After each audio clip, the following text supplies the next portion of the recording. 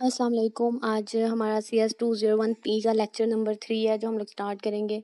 और लेक्चर को अगेन जो वही बात है, आपने जो पहले उसकी जो स्टार्ट पे आपने जो चीज़ें लिखनी है, हेडर फाइल है, उसके बाद लाइब्रेरी है और उसके बाद जो मेन फंक्शन है वो आपने लाजमी तौर पे लिखना है, क्योंकि ये जो है ज़रूरी है।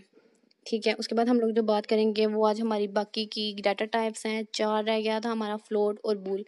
तो आपने इनके ऊपर जो काम करना है वो कैसे करेंगे भी हम उसको देखेंगे। सबसे पहले जो हमारे पास चीज़ आ रही है वो है कैर या फिर चार, जो भी इसको आप प्रोनाउंस कर लें।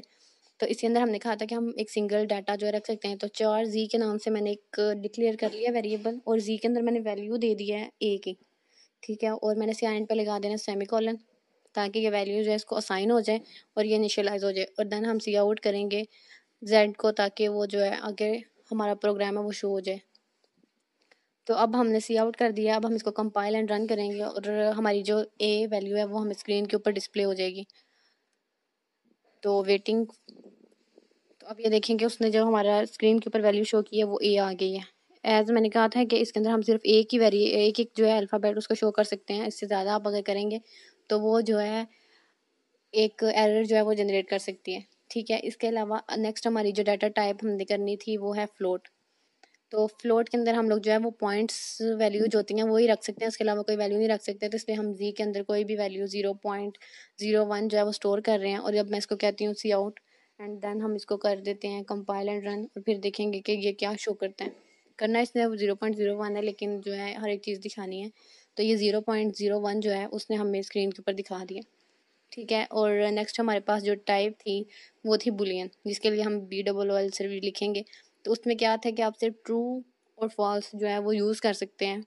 ठीक है, तो अगर आपने फॉल्स को यूज़ करना है, ठीक है, बुलियन में, तो अगर आपने फॉल्स लिखा है तो आपको ज़ीरो जो है वैल्यू वो आपको आउटपुट में मिलेगी। तो अगर मैं Z== लिख दूँ फॉल्स, ठीक है, FLSE फॉल्स मैंने लिख दिया है और मैं इसको रन कर रही हूँ, तो आप देखें कि हमें जो स्क्रीन के ऊपर ज़ीरो लिखा हुआ जो है वो शो हो रहा है। ठीक है, यानी कि फॉल्स के लिए ज़ीरो और ट्रू के लिए वो हमें वन करता है। तो अब हम फॉल्स की जगह पे वन करके देखते हैं कि हमारा आंसर क्या आता है। तो मैंने ट्रू लिख दिया और मैं नीचे भी ट्रू कर देती हूँ। ऊपर याद रहे कि जो मैं लिख रही हूँ वो मैंने कमेंट आउट किया है, वो कोड के अंदर यूज़ नहीं होता, वो सिर्फ आपको दिखाने के लिए मैंने लिखा हुआ है। तो जैसे ही अब मैंने इसको किया तो आप देखें कि मुझे वन वैल्यू जो है वो लिखी हुई नज़र आ गई है। इट मीन्स कि हमारा जो बुलियन ऑपरेटर था वो चल गया है। देन सॉरी, मैंने वहाँ पे वन तो किया ही नहीं था, वो ज़ीरो फॉल्स का उधर ही रह गया था। तो यहाँ पर जो हमारा इतना था ये कंप्लीट हो गया। उसके बाद आप गया था लॉन्ग एंड शॉर्ट, जो हमारा रह गया था, हमने उसको यूज़ नहीं था किया, लेकिन हमने उसका कॉन्सेप्ट जो है लास्ट लेक्चर में कंप्लीट कर लिया था। तो अभी आप देखें कि लॉन्ग और शॉर्ट में फ़र्क क्या है। शॉर्ट और लॉन्ग में फ़र्क जो हमने पहले देख लिया था, इसके अंदर बाइट्स का फ़र्क है। एक का साइज़ ज़्यादा है और एक का जो साइज़ है वो कम है। ठीक है, लेकिन दोनों के अंदर क्या है, इंटीजर टाइप हम लोग वैल्यूज़ जो है यूज़ करते हैं। 1 2 3 हम इसके अंदर स्टोर कर सकते हैं। इसके अंदर हम ABC वगैरह अल्फ़ाबेट्स वगैरह नहीं डाल सकते। तो शॉर्ट के लिए शॉर्ट कीवर्ड है। उसके बाद जी जो है मैंने इसको डिक्लेयर कर दिया है एक वेरिएबल, और मैं Z== लिख रही हूँ 1 2 3 4 5 6 7 8 और 9। ठीक है, एंड पे सेमी कॉलन, और देन हम लोगों को स्क्रीन पर डिस्प्ले करने के लिए यूज़ जो करना है वो है सी आउट, और मैं सी आउट कर रही हूँ जेड को, और मैं इसको कंपाइल एंड रन करूँगी।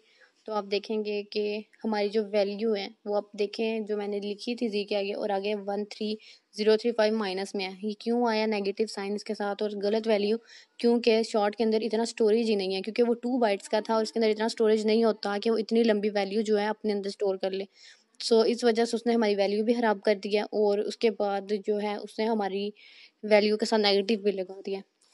तो इसका जो एक रीज़न बन रहा है वो सिर्फ यही है कि that have not enough size, कि इतना उसका पास साइज़ नहीं है, उसका इतना कैपेसिटी नहीं है कि वो इसके अंदर जो है इतनी बड़ी वैल्यू को स्टोर कर ले। ठीक है, इसके लिए अगर कोई डाटा टाइप है वो यूज़ करनी है तो वो बड़ी करनी है। 2 बाइट के अंदर इतने ज़्यादा आप लोग वैल्यूज़ जो हैं उसको स्टोर नहीं कर सकते। तो अभी इसको रेज़ करते हैं और शॉर्ट की जगह पे हम लोग लॉन्ग कीवर्ड लगा देते हैं और लॉन्ग डाटा टाइप को यूज़ करके देखते हैं।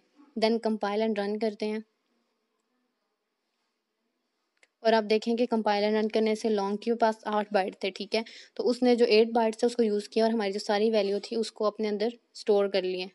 तो इसका क्या मतलब है कि हैव 8 बाइट्स, और इसके पास 8 बाइट्स का साइज़ था, so that have enough space और enough size to store the data.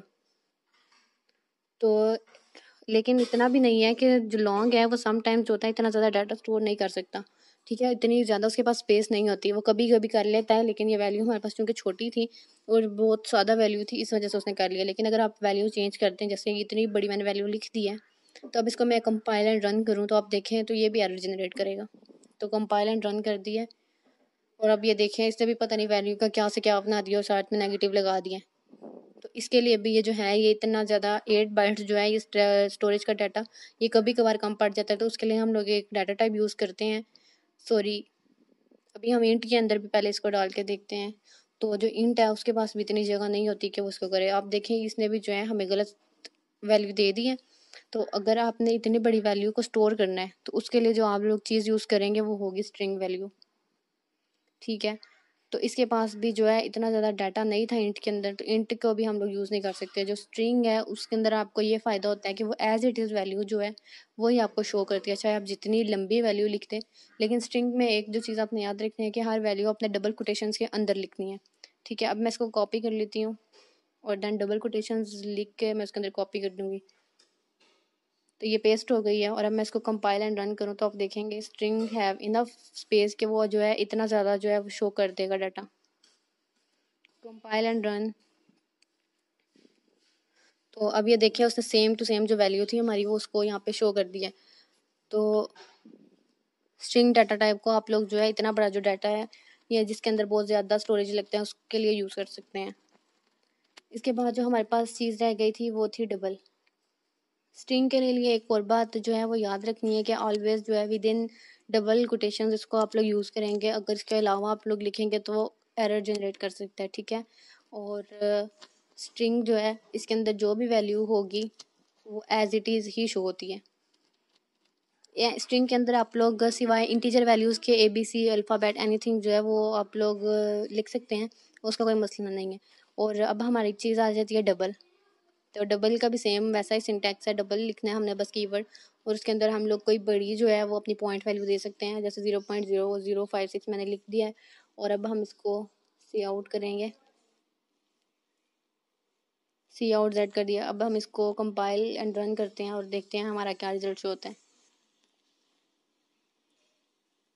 तो इसने देखें सेम जो हमें रिजल्ट है वो शो कर दिया है, लेकिन डबल वैल्यू के अंदर आप लोग जो है वो ज़्यादा वैल्यू स्टोर कर सकते हैं। अब मैं इसके अंदर आगे अगर बहुत ज़्यादा चीज़ें लिख दूँ तो मैं काफ़ी बड़ा नंबर लिख दिया है, और अब इसको कंपाइल एंड रन करके देखते हैं कि क्या देता है हमें।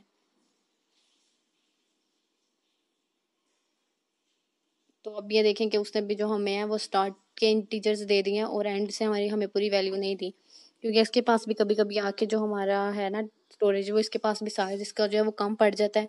तो इस वजह से जो स्टार्ट की वैल्यूज़ हैं वो आ जाती हैं और जो हमारी पूरी वैल्यू है वो ये भी शो नहीं करता। तो इन सब बड़ी वैल्यूज़ के लिए आप लोग जो है वो स्ट्रिंग को यूज़ कर सकते हैं। इसके बाद जो हमारे पास एक चीज़ रह गई है इंट। आप देखें इंट के अंदर अगर आप फ्लोट की वैल्यू यानी कि पॉइंट वैल्यू को शो करते हैं तो क्या रिजल्ट शो करता है। तो कंपाइल एंड रन करते हैं और आप देखेंगे जब स्क्रीन पे शो होगा कि ये रिजल्ट जो देगा उसके अंदर सिर्फ ज़ीरो आएगा। देखिए उसने ज़ीरो ही दिया है, ज़ीरो के बाद की कोई वैल्यू वो लेगा ही नहीं। क्यों? क्योंकि इसकी वैल्यू जो है वो इंटीजर है, इसका पॉइंट से कोई लेना देना नहीं है। तो पॉइंट से जो जितनी भी पहले की वैल्यूज़ होंगी इंटीजर वो शो कर देगा।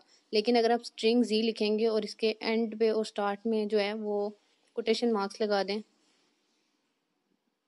स्टार्ट में भी कोटेशन मार्क, तो अगर लगा के इसको आप कंपाइल एंड रन करें तो स्ट्रिंग का जो है वो काम ही है, उसने एज इट इज़ जो है वो कॉपी करके दिखा देनी है हमें।